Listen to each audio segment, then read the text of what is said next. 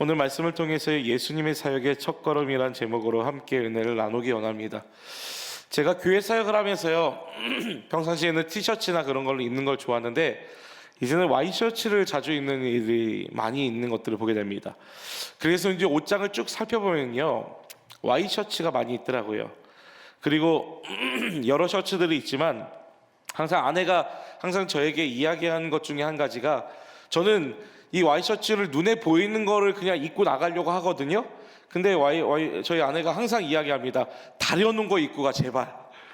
그래서 왜 그래? 그랬더니 여보가 구겨진 거 입고 다니면 내 자존심이 구겨져 라고 얘기하더라고요. 그래서 셔츠 입기 전에 항상 다려놓거나 아니면 준비해 놓는 일들이 있습니다. 그런데 어느 날 다려놓는 셔츠를 입는데요 단추구멍 하나가 남는 겁니다.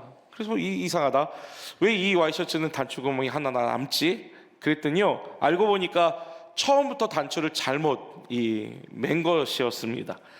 그래서 모든 단추를 다시 풀고요 다시 처음부터 열심히 단추를 여몄던 적이 있습니다. 그 이후부터요 제가 항상 이 단추를 매기 전에 항상 체크하는 것 중에 한 가지가요, 옷을 딱 이렇게 한번 가다듬습니다. 그리고 이 공간을 이 단추와 단추가 잘 맞을 수 있도록 열심히 매칭을 하는 것들을 항상 점검해 볼 때가 있다라는 겁니다. 책을 읽을 때 제 한 가지 습관 중에 한 가지가 무엇이냐면, 여러분들 책을 어떻게 읽으실지 모르시겠지만 저는요 책을 읽을 때 가장 중요한 습관 한 가지가 있습니다. 정독을 하지 않습니다. 정독이라는 것은 처음부터 끝까지 다 일일이 하나하나 읽지 않는다라는 겁니다. 왜냐하면 제가 학교 공부할 때요 한 가지 들였던 습관 중에 한 가지가, 보통 한 과목당 한 3,000페이지에서 4,000페이지의 분량의 책을 읽어야 돼요. 그러다 보니까 한 6개월, 한 5, 6개월 만에 3,000페이지에 4,000페이지를 사역을 하면서 읽는다는 것 자체가 쉽지 않습니다. 그래서 어떻게 읽는지에 대한 것들을 공부 잘하는 이 사람들을 쫙 유심히 살펴보니까요, 저는 예전에 책을요 한 줄 한 줄 밑줄 쳐가면서 읽었거든요. 그런데 이분들은 이렇게 읽으시더라고요. 책의 가장 목차를 한번 딱 훑어보고요, 그 다음에 서문을 딱 봅니다. 가장 맨 앞에 적혀져 있는 이 책의 전체적인 내용이 무엇인지. 그래서 그것들은 밑줄 쳐가면서 보면서 이 책에서 말하고 있는 내용이 무엇이구나 라는 것을 파악한 다음에, 그 다음에 제가 관심 있는 부분 아니면 이 부분은 좀 읽어봐야 되겠다라는 부분들을 제가 발췌해서 읽는 그런 습관들이 있습니다. 그러다 보니까요 책을 읽음에 있어서요 이 목차라는 것이 정말로 중요하다라고 느꼈던 적이 무엇이냐면, 책의 내용을 한 부분 한 부분 읽다 보면 전체의 내용을 이해하지 못할 때가 있다라는 겁니다. 그렇다 보니까요 우리가 이 책에서 말하고자 하는 내용이 무엇인지를 전혀 모르는 상태에서 우리는 성경을 아니면 책을 읽을 때가 너무 많이 있다라는 겁니다. 여러분들 어떤 분들이 간혹 이런 말씀 하시더라고요. 목사님, 성경을 아무리 읽어도 들어오지 않아요. 그 이유 중에 한 가지가 무엇이냐면 우리가 성경을 전체적으로 볼 수 있는 눈들이 열려지지 않았기 때문이라는 겁니다.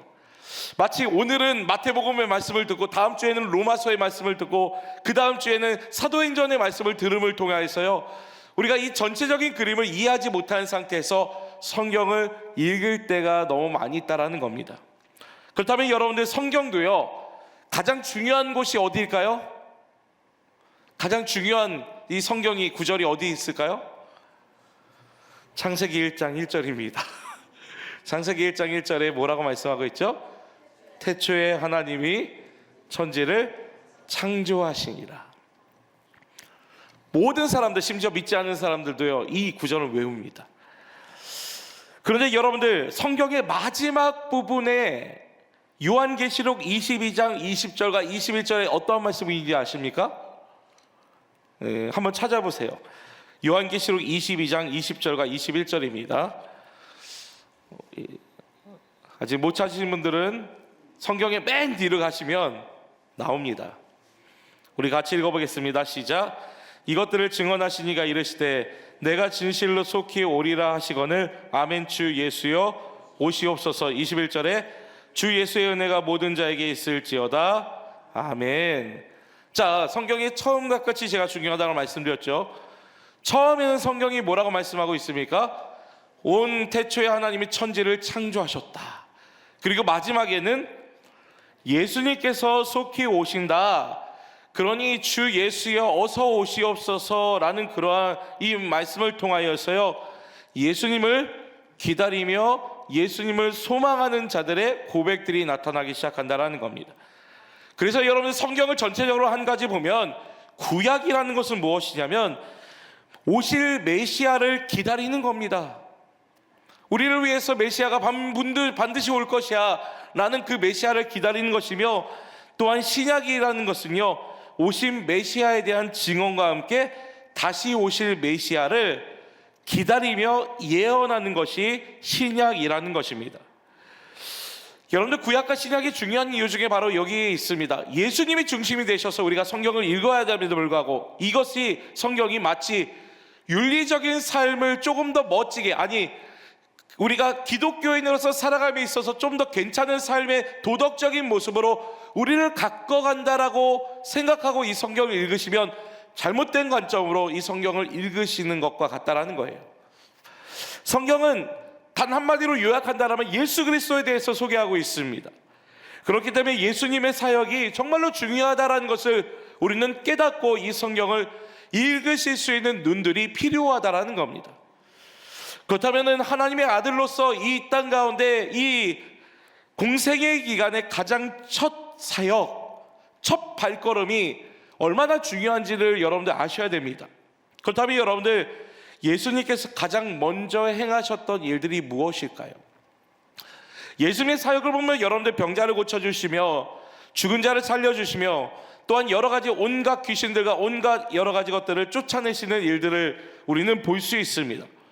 그런데 오늘 본문 말씀을 보면 예수님의 사역의 가장 시작은요, 세례 요한에게 세례를 받으시는 장면들이 나타나고 있다는 겁니다.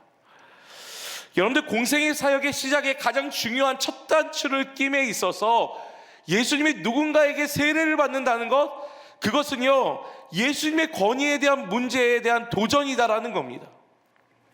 예수님이 누군가에게 세례를 받았다는 것은 그만큼 권위나 능력에 있어서 조금 떨어질 수 있다라는 생각을 가질 수 있다라는 겁니다.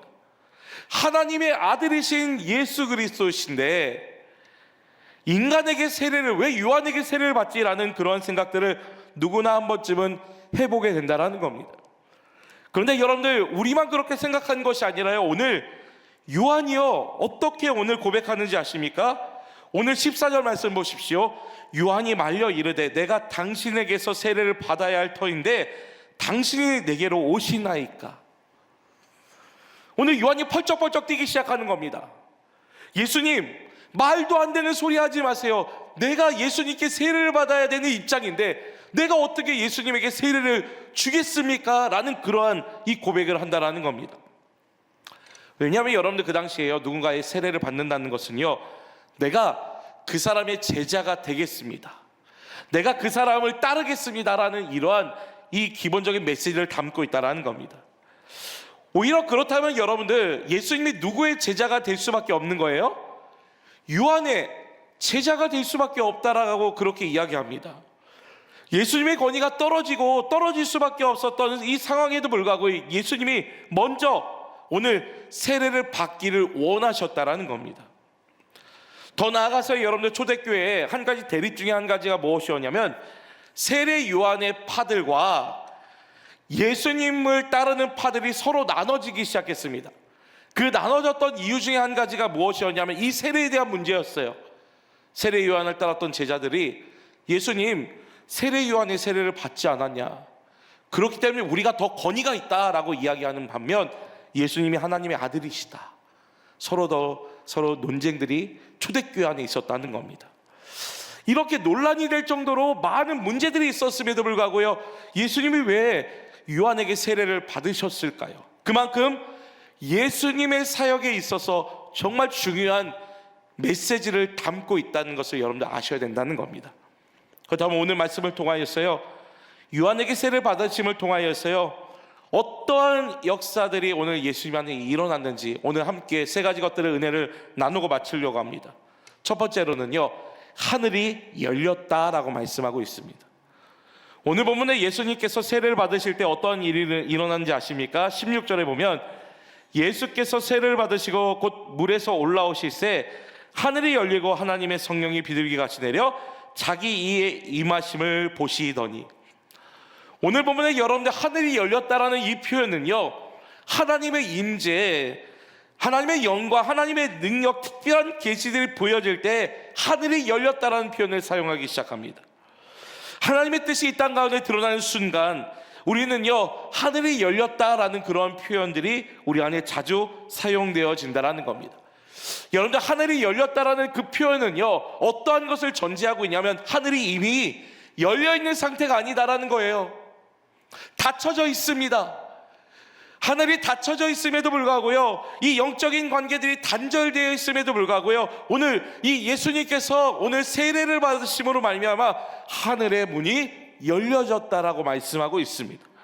오늘 하늘의 문이 열려졌다는 것은요, 오늘 영적인 단절이 극복되어져서 이제는 하나님과 예수님과의 소통이 일어나기 시작했다라고 말씀하고 있습니다. 우리가 여러분들 잘 부르는 찬양 중에 이러한 찬양의 가사가 있습니다. 하늘문이 열리고 은혜의 빗줄기 이 땅 가득 내리도록, 마침내 주 오셔서 의의 빗줄기 우리에 부으시도록, 우리 함께 기도해라는 찬양입니다. 그런데 여러분, 이 찬양의 가사의 내용 중에 하늘문이 열리고 은혜의 빗줄기 이 땅 가득 내리도록, 하늘문이 열리기 시작하면 여러분들 어떠한 것이 상상이 되세요?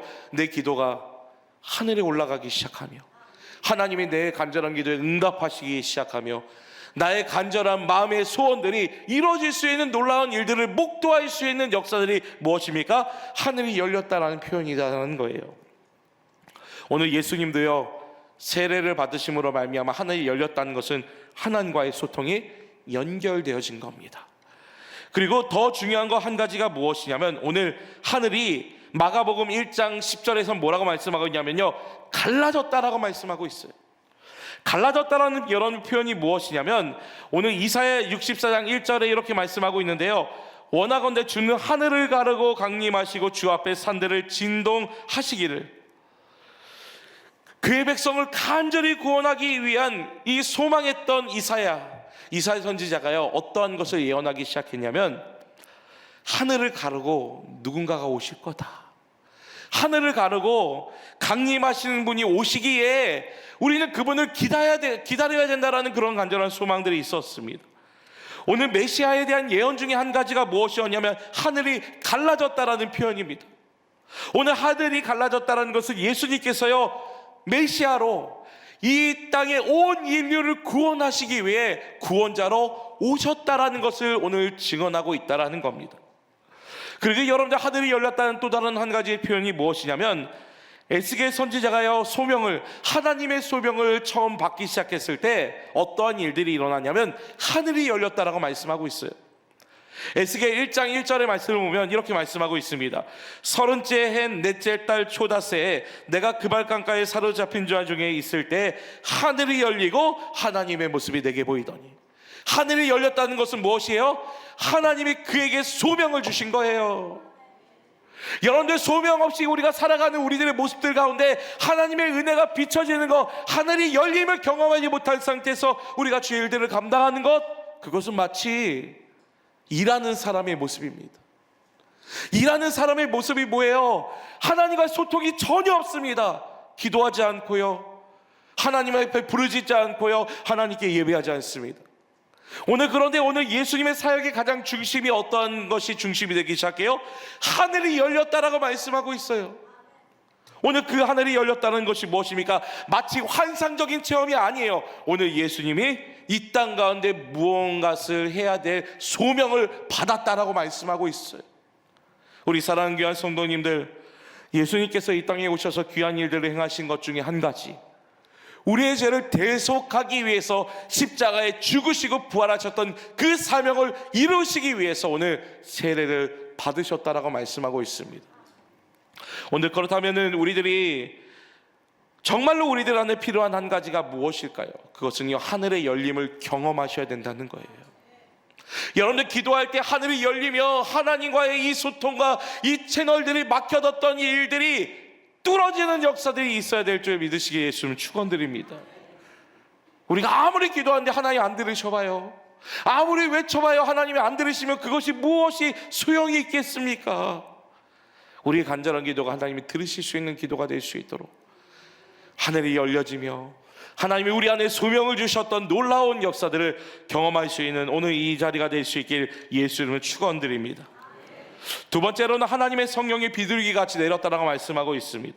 오늘 16절의 말씀을 다시 보면 예수께서 세례를 받으시고 곧 물에서 올라오실 때 하늘이 열리고 뭐라고 말씀하고 있어요? 하나님의 성령이 비둘기같이 내려 자기의 임하심을 보시더니, 오늘 예수님이 세례를 받으실 때 하나님의 성령이 비둘기같이 자기 위에 내리심을 보았다라고 말씀하고 있습니다. 오늘 여러분들 비둘기같이 내렸다는 것은요, 예수님이 그 당시에 왕으로 선택되어졌다는 것을 의미한다라는 거예요. 오늘 왕으로 선택되어졌다는 것, 그 의미의 가장 중심 중에 한 가지가 무엇이냐면 성령께서 오늘 왕으로 기름 부으셨다라는 뜻을 가지고 있다라는 겁니다.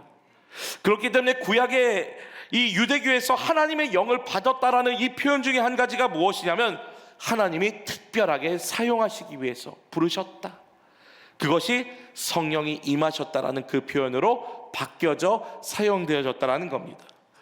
성령이 임하셨다라는 것은요, 예수님이 하나님의 일들을 감당하시기 위해서 부르심을 받았다라는 겁니다. 그 부르심이 무엇입니까? 새 창조를 위해서, 평화의 왕으로 이 땅을 다스리시기 위해서 하나님의 부르심을 받으셨다라는 겁니다. 오늘 예수님의 세례를 통해서 한 가지 의미하고 있는 것이 무엇이냐면 이제는 심판의 시대가 끝났다라는 거예요. 너희 안에 은혜의 시대가 이제 도래하며 그 은혜의 길을 열어주겠다라고 말씀하고 있다라는 겁니다. 그렇기 때문에 여러분들 예수님의 세례는요, 어떠한 의미를 담고 있냐면 우리에게 이제는 은혜가, 하나님의 은혜가 임함을 오늘 선언하고 있다라는 겁니다. 그 선언이 무엇입니까? 오늘 비둘기와 같은 성령이 예수님의 위에 임하시기 시작하며 보여졌다라고 말씀하고 있습니다. 오늘 예수님께서 세례를 받으시면서 성령이 임하셨다는 것을 보면서요, 저는요 많은 큰 도전과 용기를 얻었습니다. 도전이 무엇이었냐면, 와, 주의 일 감당하면서 예수님이 처음 시작할 때 자기 힘으로 하지 않으셨구나, 성령의 도우심으로, 성령의 인도하심으로, 성령의 이끄심으로 그 일들을 감당했기에 예수님을 기적을 행하시며 능력을 행하시며 하나님의 뜻을 이 땅 가운데 이루셨구나.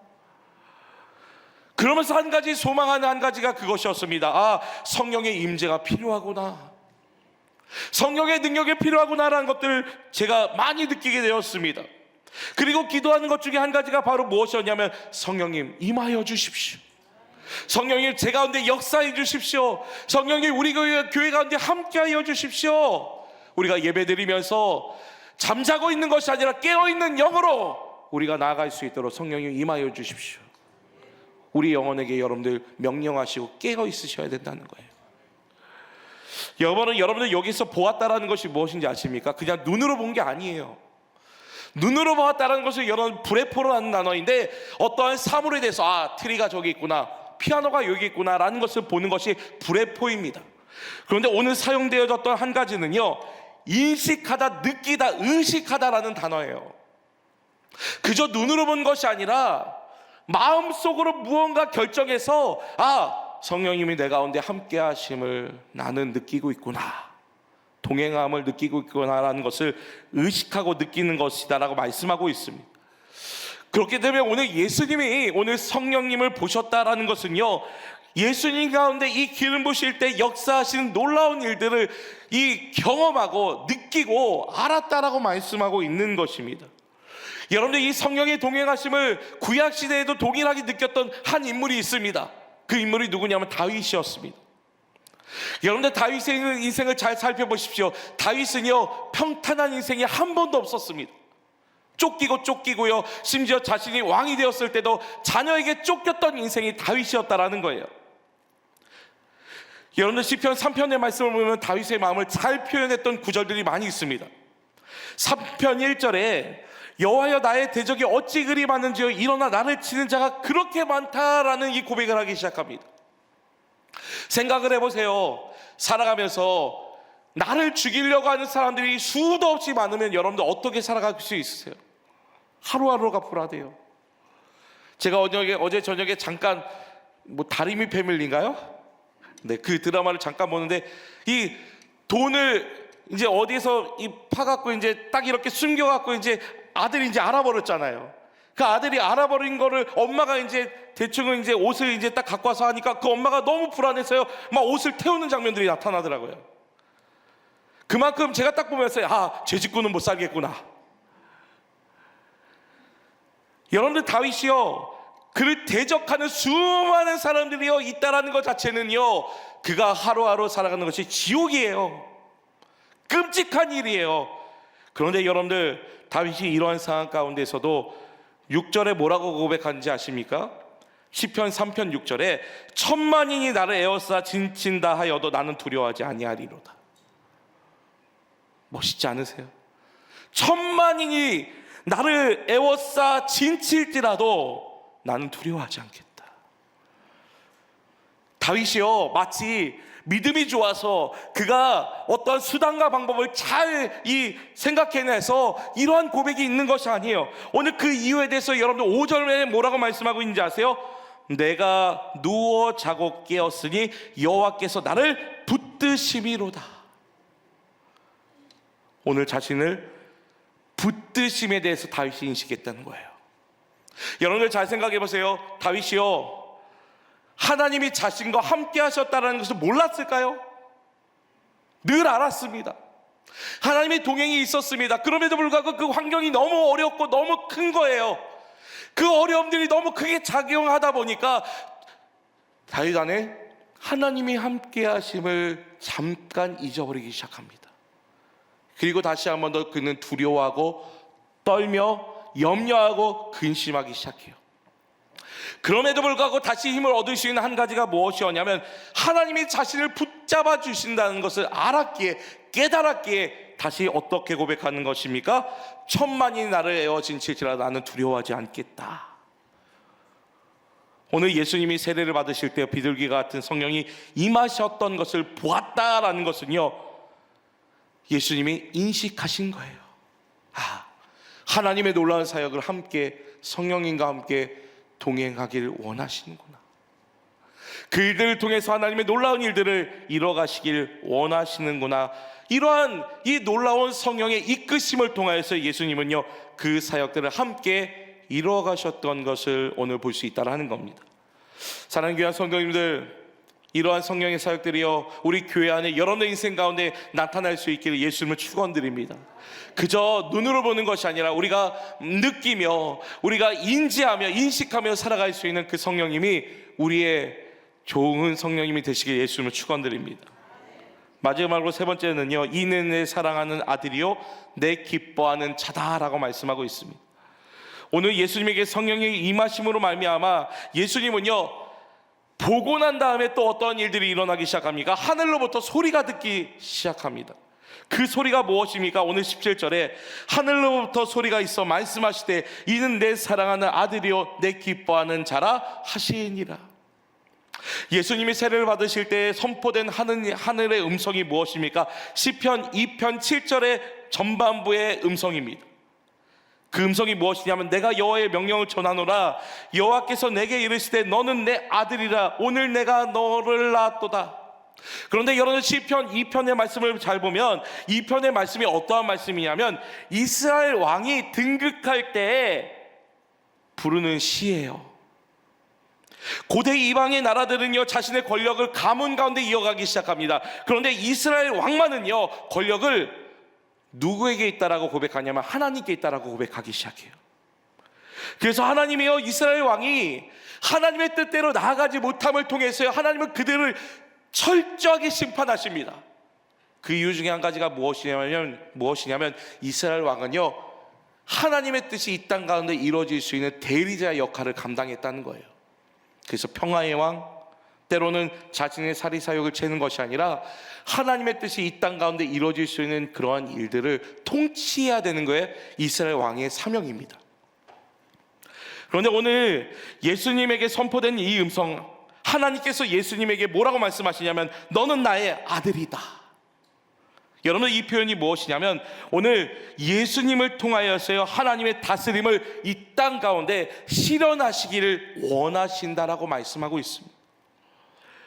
예수님이 가장 강조하셨던 한 가지가 무엇이냐면 이 땅을 평화의 왕으로, 너희가 그렇게 기다리고 있는 메시아, 온 인류를 구원하기 위한, 대속하기 위한 이 메시아가 나다라고 예수님이 말씀하고 계신다라는 겁니다.